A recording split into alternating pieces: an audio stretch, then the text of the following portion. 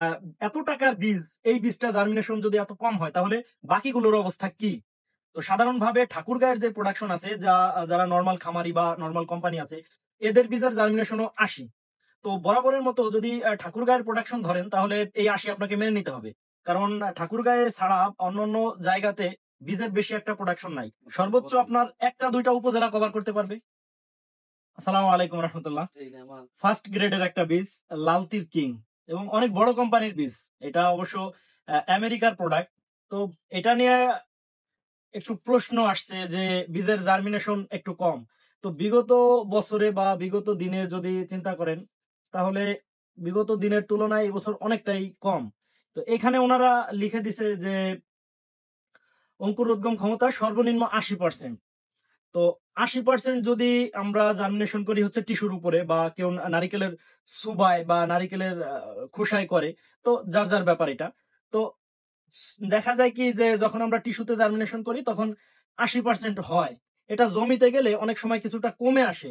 তো এইখানে একটা বড় প্রশ্ন থেকে যায় যে আ এত টাকার বীজ, এই বীজটা জার্মিনেশন যদি এত কম হয় তাহলে বাকিগুলোর অবস্থা কি? তো সাধারণভাবে ঠাকুরগাঁয়ের যে প্রোডাকশন আছে যারা নরমাল খামারি বা নরমাল কোম্পানি আছে, এদের বীজের জার্মিনেশনও ৮০। তো বরাবরের মতো যদি ঠাকুরগাঁয়ের প্রোডাকশন ধরেন তাহলে এই ৮০ আপনাকে মেনে নিতে হবে। কারণ ঠাকুরগাঁয়ে ছাড়া অন্যান্য জায়গাতে বীজের বেশি একটা প্রোডাকশন নাই। সর্বোচ্চ আপনার ১ টা ২ টা উপজেলা কভার করতে পারবে। এখানে দেখা যায় কি যে ফরিদপুর, রাজবাড়ী, কুষ্টিয়া, পাবনা এই অঞ্চলগুলোতে ব্যাপক পেঁয়াজ হয় এবং এই পেঁয়াজের একটা স্বর্গরাজ্য বলা হয় এই কয়েকটা জেলাকে। তো এইখানে লাল তীরে যদি আপনার ৮০% জার্মিনেশন হয়, তো বাকিগুলোতে ২-১% কম হইলে আমি মনে করি না যে এটা অনেক বড় ক্ষতি। এই লাল তীরটা হচ্ছে নিজেরা জমিতে ফেলছি বা নিজেরাই একটু চাষাবাদ করছি, যেটা আমি একটা ভিডিওতে আপনাদেরকে দেখাইছি। তো জার্মিনেশনের বিষয়টা অনেকটাই কম এই লাল তীরে। তো এখানে আমাদের কোনো হাত নেই। এই লাল তীর সম্পর্কে যদি জার্মিনেশন ফল্ট করে বা একেবারে বীজ নাও গজায়, সেই ক্ষেত্রেও কিছু করার নেই। এটা আপনাকে মেনে নিতেই হবে। এটা যারাই ক্রয় করেন অবশ্য তারা এই বিশ্বাসকে ধারণ করে হচ্ছে ক্রয় করেন। এটা আমি অনেকের ক্ষেত্রেই দেখেছি। তো লাল তীর কিং এবং আরো একটা বীজ আছে হচ্ছে অ্যামাস্টেন। দেখি এটা একটু দেখাই দেন। এই যে এখানে আছে হচ্ছে অ্যামাস্টেন। এই অ্যামাস্টেনের জার্মিনেশনও কিন্তু ৮০%। তো যারাই করেন, ক্রয় করেন বা চাষাবাদ করেন, অ্যামাস্টেন এত দামি একটা বীজ। এই বীজের জার্মিনেশনও ৮০%।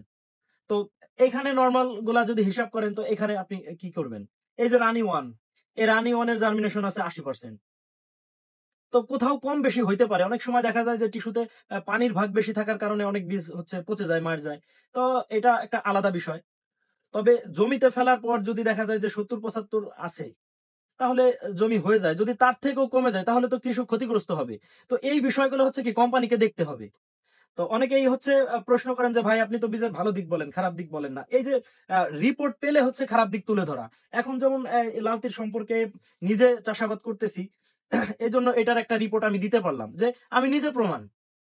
এটা হচ্ছে একটা বিষয়। আমি আমার জমিতে ফেলেছি, এটা আমি নিজে প্রমাণ দিচ্ছি যে এটার জার্মিনেশন কম আছে। তো কম হইলে আমার কি করার বলেন? আমাকে মেনে নিতেই হবে। এটা আমাদের দেশের কোনো বীজ না। সরাসরি আমেরিকান বীজ।